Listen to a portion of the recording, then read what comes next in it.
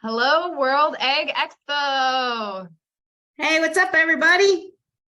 We hope that you're having a fantastic time so far at the conference, that you're having some beautiful weather, and thank you so much for joining us today for insight onto the grain and fiber hemp exemption. If you haven't already, please get your phones out, scan this QR code, and you will be taken to our website, hempexemption.com, where you can learn more about the hemp exemption campaign. You can see our list of supporters, and you can sign up to receive emails and updates on the campaign, and also sign up to become a supporter yourself. Get those phones out.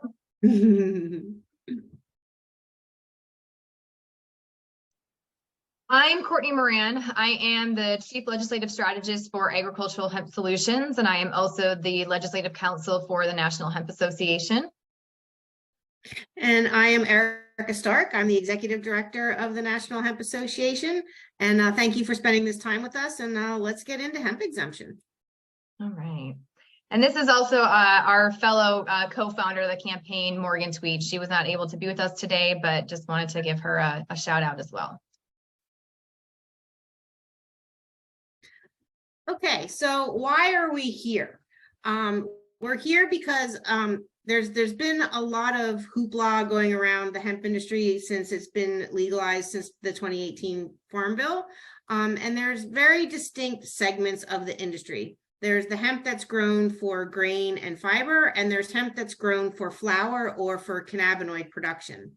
And the way things stand right now with the rules and regulations, regardless of what type of farming practices you're using or what material that you're harvesting, all hemp crops are regulated the same way. And it's all based on the one thing, and that's tetrahydrocannabinol, better known as THC, which is only really found in one part of the plant, and that's the flower. But there's only one side of the industry that actually is after the flower material of the plant. So why is this a problem? It's a problem for several reasons. First and foremost, it adds increased financial burden and risk for farmers, right? And everything that we do is primarily because we have farmers in mind first. Like farmers first is definitely the motto. And those additional costs hinder the hemp crop's ability to compete with other commodity crops and get to scale. And scale is where we need to be in order for hemp to become a common commodity crop that's in rotations with corn and soy and other mainstream crops. And in addition to that, there's confusion amongst other agencies, including banking and insurance companies and things like that, that don't understand the difference between hemp that's grown for fiber and grain and hemp that's grown for flour. So what are we going to do about this, Erica? We're going to fix it. We're going to fix it because we have the solution right here. And the solution is the fiber and grain hemp exemption. And the big thing that this does above all else is it creates this much needed distinction between cannabinoid hemp and industrial hemp, or as the bill will call it, industrial hemp or hemp for any purpose. And Courtney's going to get into a little bit more of the nitty-gritty here. So before we get into that, it's something that as we've been developing this framework and we've been thinking about how overall cannabis and hemp policy have evolved, is that the harvested stalk and seed material, the true industrial hemp, has actually always been exempted from the Controlled Substances Act.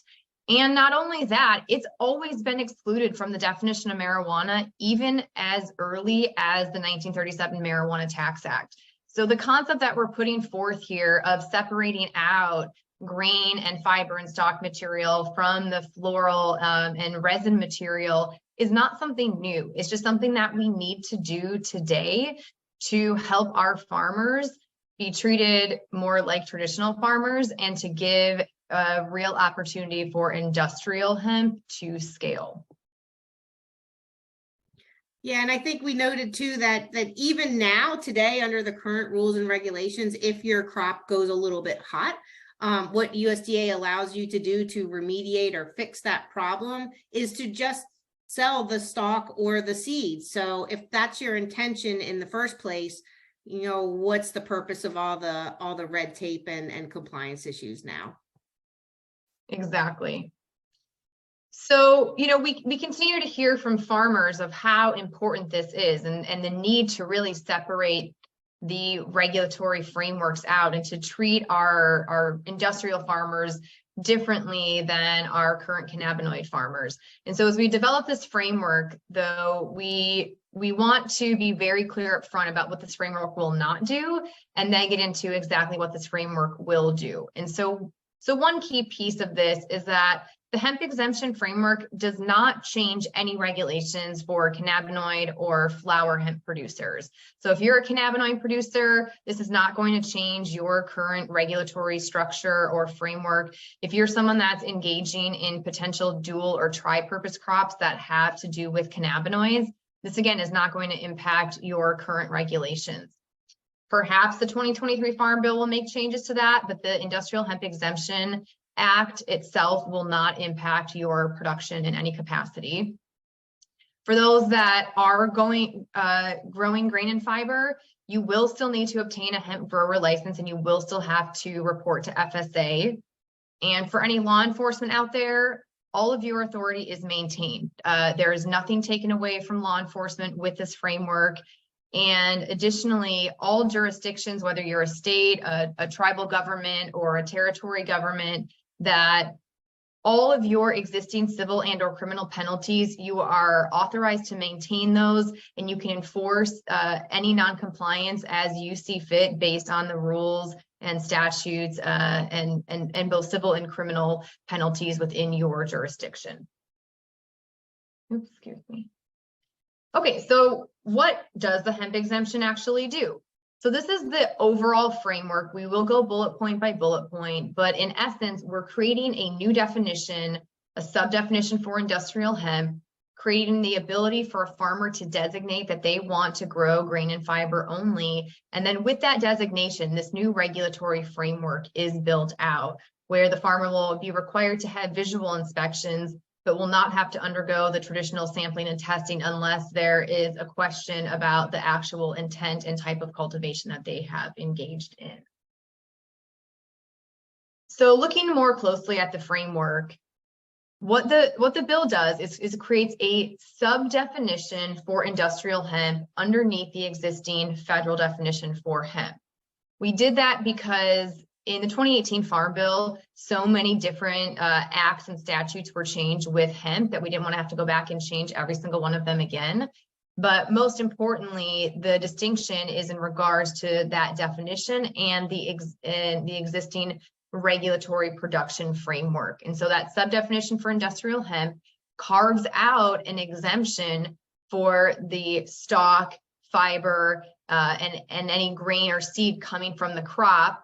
It does not allow for any flour, and it does not allow for any resin extracted from any part of the plant. And so that sub-definition is really truly about that industrial grain, fiber, and stalk harvested material. Just like we talked about earlier, that which has always been exempted from Schedule 1 and from DEA regulation. So with the hemp exemption framework, if you are a farmer who wants to solely grow for grain and or fiber, you will create a designation on your application for licensing to grow. And that will be a declaration from you as the farmer that, yes, I am only growing grain and fiber, or grain or fiber. I will not harvest any flour material. I will not harvest any cannabinoids, and I will not sell my material for any extraction of cannabinoids. And that is a voluntary designation. And by making that designation, that now puts you as the farmer into this new regulatory framework. And the first thing that would be new for you making this designation is that you would no longer have to undergo a background check. You won't have to get fingerprinted. You won't have to go down to the sheriff's office. And once you have your license, you're going to be good to go. You will have to go, of course, to FSA and report your production, but you will not have to go through that rigorous background check process. Yeah, and that's a big deal, isn't it, Courtney? Remember that conversation we had with that farmer in Montana who talked about like how absolutely humiliating it was for him to have to, go down and get his fingerprints checked, and living in a small town where everybody knows everybody's business, and like, ooh, what did you do wrong, kind of thing. So it's a seemingly small thing, but it has a big world impact. Yeah, absolutely. I remember him telling us, he said, I haven't even had a speeding ticket in 30 years, and now I'm trying to grow some grain, and now I'm down at the sheriff's station getting my fingerprints taken, and they're giving me a background check, and just how embarrassed he felt about it. And just, that we shouldn't be treating our farmers like that. This is a commodity, and that's really how our government needs to be looking at it, and treating our farmers as such. Yep. And as soon as we got to his field, it took about 3 seconds to tell that what he was growing was consistent with this image that we see here on the screen as a grain crop. So what this comes down to is with this slide is we want to show you like how actually easy it is to tell pretty much at a glance what somebody's intention is and what type of crop that they're growing. When we passed the 2018 Farm Bill, we dropped the word industrial from the definition of hemp. And with that, we kind of lost this really important distinction that led to us treating all hemp crops the same when they're really not. As you can see, a grain crop and a fiber crop are much more densely planted. And one of the major tells that you can have is the presence of male plants. In the picture on the grain crop there, you can see very clearly that the male plants tower over the female plants, and that's what causes the pollen. That's what creates the seed head. So if you're a cannabinoid producer or know anything about marijuana production for that matter, you know that seeds are not something that you want in your crop at all. And so in the middle, we see the more typical cannabinoid production where the plants do look very much more similar to high THC cannabis. They're often planted in plastic. The row spacings are much further apart. And the reason for that is because you want the plants to be shorter and bushier so they produce the most amount of flower possible. Where fiber crops are tall and lanky, they're often cut down even before flowering even begins. And grain crops are typically shorter, but still more densely packed together. And they have like one large cola at the top that is that seed head.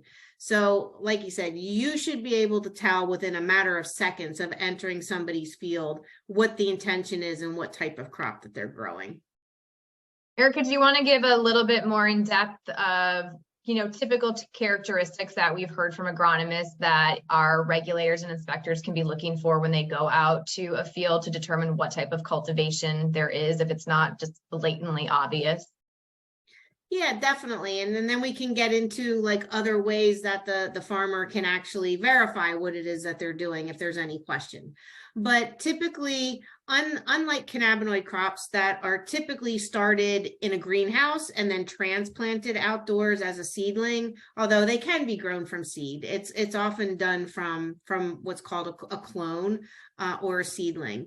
Whereas grain crops are drilled like any other crop, like corn or soy. It's a single stalk with a seed head at the top that is we call it a cola, and that's what gets packed with the seed. You will always see the presence of both male and female plants because obviously if you don't have the male plants to pollinate the females, you won't end up with any seeds. Although there are some monoecious, I can never say that word. Monoecious varieties are where the male and female characteristics exist on the same plant. But even in that scenario, you can distinctly tell that there are pollen sacs there. And it's really easy to train somebody to learn what these visual differences are that you can easily see amongst getting into a field. When a grain crop is harvested, it uses a standard combine. The seed head is cut off, the seed is threshed out, and the remaining flora material shoots out the back of the combine, lays in the field, and gets to, and any residual cannabinoid residue that may exist is relatively destroyed immediately in that scenario. And in the off instance that, new equipment has arrived in the US and someone is able to capture that floral material or the resins from those material, and you wanted to use that, you would not select to be in this hemp exemption framework. You would not designate that you're only growing for grain, because you would not be just growing for grain. You'd be growing for grain, but also you're growing for cannabinoids. So you would still be required to stay within the existing framework unless things were to change somewhere down the future.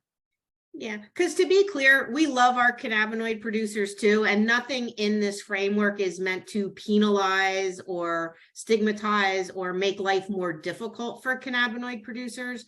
So we're not, again, just to reiterate, again, we're not touching that framework at all. And if you do have a business model that you rely on using the whole plant for that purpose, you absolutely can still do that. And then looking at fiber crops, again, very densely planted, tall, lanky stalks that can, be anywhere from 6 to 20 foot tall. Again, you have both male and female plants. It's a lot the same, except fiber crops, as opposed to grain crops, are even closer planted together, and they typically get a whole lot taller. But other than that, they do typically look very similar to grain crops and very, very different from cannabinoid crops.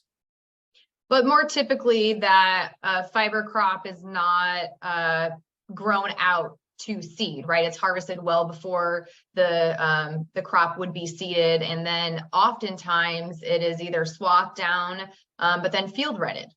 And so a lot of the, if there were any cannabinoids or any flower present, that all of that would be degraded in the field during the retting process. Yes. And hopefully one day that there will be, enough specialized equipment that it would be feasible to have a fiber crop and get the grain from it. But right now, that's not the typical production. But again, you would be able to do that and harvest both grain and fiber if you can. So cannabinoid production, on the other hand, instead of being more like your traditional commodity crop, is planted using more horticultural practices. They are typically outdoor with hemp production, just because you can get a lot more plants, planting outdoors than having acres of greenhouses. But indoor planting, particularly for planting the mother plants or getting the seedlings or the cuttings from them, is also a business model that we've seen. We sometimes refer to cannabinoid plants as looking like Christmas trees, because they're short and bushy, and when they get to be, these are, kind of just getting really going. They're not really big yet, but you can definitely see some cannabinoid plants that are quite large and do have that kind of resembling of a Christmas tree kind of scenario. You have a really low plant population. They're planted spaced apart, again, because that's where you want to have that bushiness, because then you get more floral material, which is where your money is, right? By letting the plants bush out, as opposed to just having that one cola with the seed head on the top.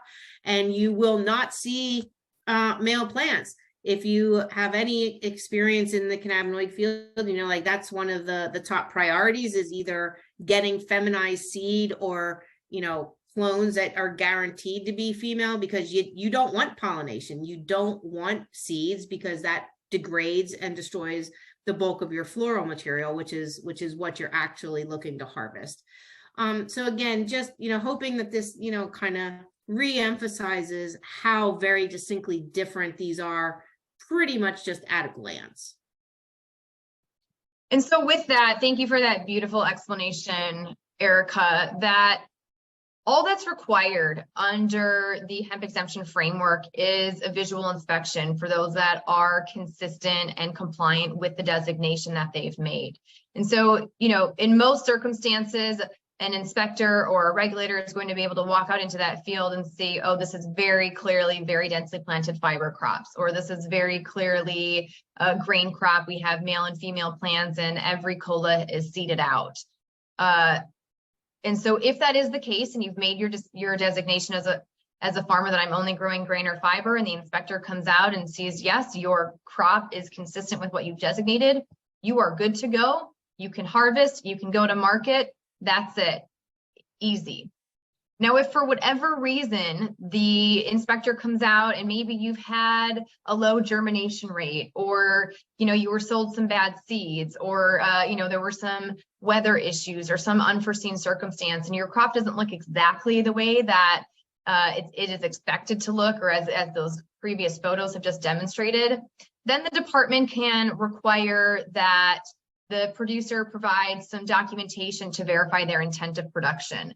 And so that could be documentation such as seed tags to show the varieties that were planted, or a copy of the FSA report to show that you've also reported to FSA what you're growing in these particular varieties, or perhaps a sales contract that shows, yes, you have contracted with this particular processor to sell your crop to.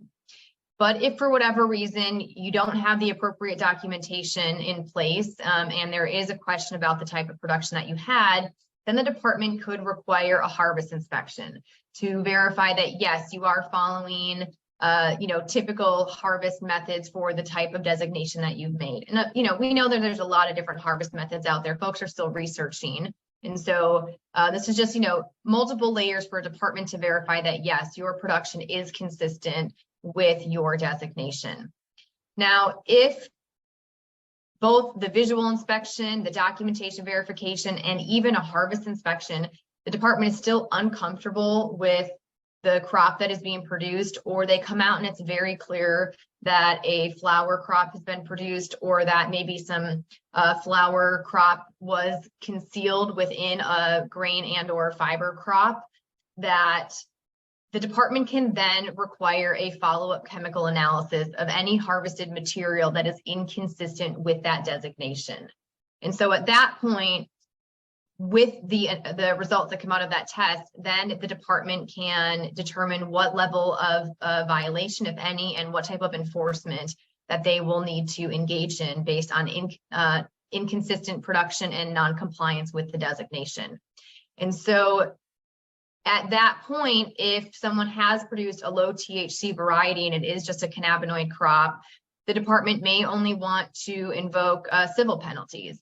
But if someone was found to be growing marijuana, even though they made this designation, then each jurisdiction has the discretion to also invoke criminal penalties.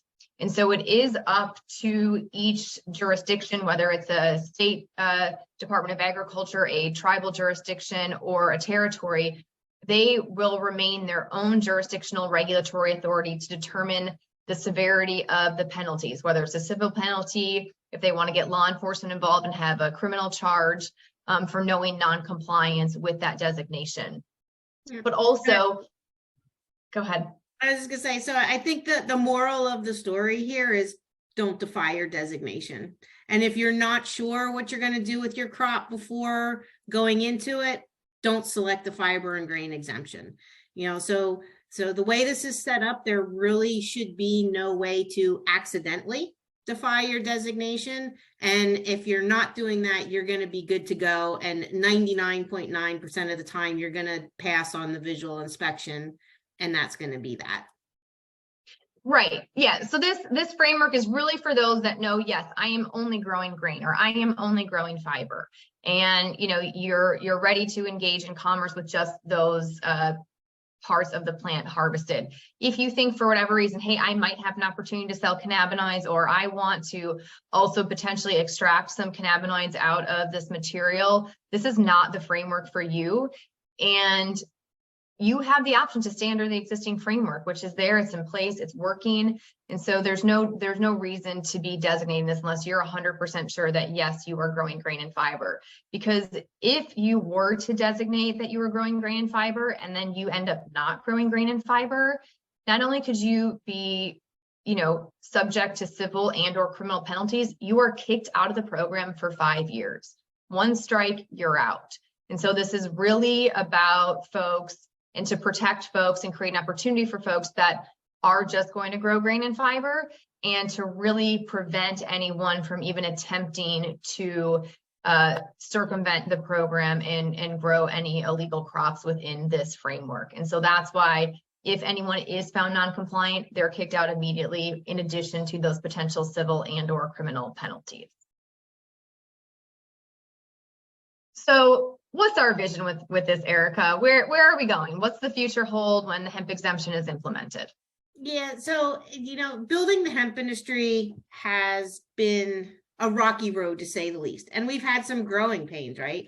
And some of the growing pains are due to the lack of separation between understanding between what is industrial hemp versus what is cannabinoid hemp. And some of it is growing pains that any new industry is going to have. But over the last 4 years since we've been, re-engaging this crop, it's always been kind of a chicken and the egg kind of scenario. And honestly, like, cannabinoid production represents just such a small percentage of what the potential of this crop is. And yet it has dominated the press, it's dominated the regulations, it's dominated the conversation for a very long time. And again, for good reason. Cannabinoids have a very important place in this industry. And this is nothing negative against cannabinoids, but what we really need to see is we need to have the robust development of a domestic industrial hemp supply chain so we can start getting to scale and these products can compete with their more traditional counterparts, particularly when we're talking about other natural fibers, when we're talking about grain for human consumption, for animal feed, for cosmetics, lotions and creams and shampoos and industrial lubricants and biofuels. There's so much potential for this crop. And we've seen barriers to entry above and beyond just the added cost of the compliance testing and the permitting, that we're seeking to reduce those burdens a little bit. When it comes to fiber and grain production, there really should be no such thing as a hemp farmer, right? You're a farmer that grows row crops. You grow corn, you grow soy, you grow wheat, you grow other traditional commodity crops. And because you don't want a monocrop, hemp or anything else, hemp is a natural crop to go into the rotation with these other more common crops. So in order to encourage that, we need to reduce these barriers.